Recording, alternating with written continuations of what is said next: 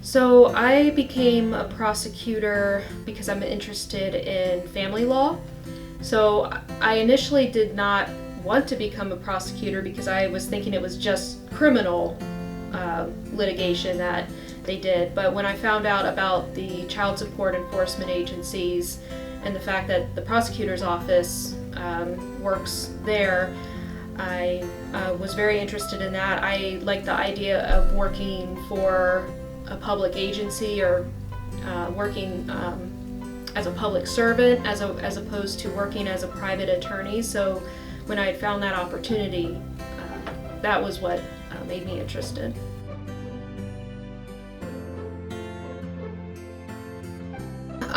The best part is when you are able to help somebody get back on their feet, whether it's by directing them to addiction services or helping them find a job, or just getting them in a situation where they understand the need to comply with these orders, not just from a legal standpoint, but also just from a moral standpoint, that it's better to be in your child's life or children's lives than to try to run away from the law, I guess.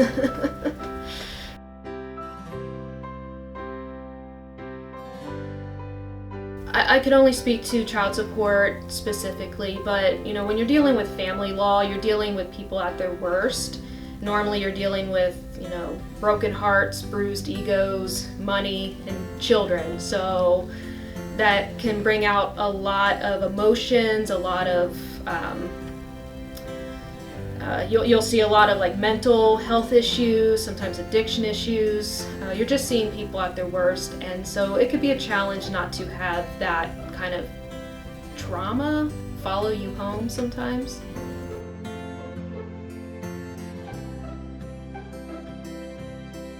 I can't point to just one, just because there's been so many. We have a pretty steady workload here with the size of the county.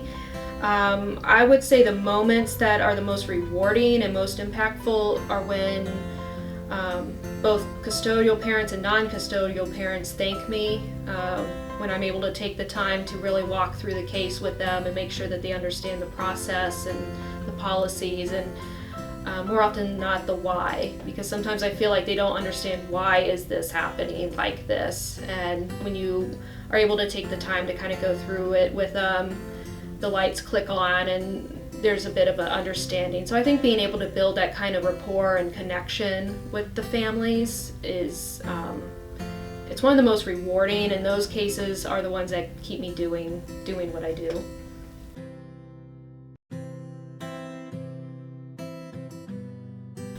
Towards prosecutors in general, I think, unfortunately, given the current climate of things, there's a lot of distrust in our legal system at this point. There's a lot of distrust in our politicians, and so I find that a lot of folks that don't work in the legal field tend to think that prosecutors have like an agenda, and that they're just looking for their next stepstone. They're just looking for their next position to run for election for, that they really don't care about the work and that they're just kind of a spoke in a wheel. So I get the impression that sometimes folks, I think it's easy to forget that we're all human in this, and I think that prosecutors unfortunately bear a big brunt of that whenever there's some sort of corruption scandal that comes out in the news, because everything's kind of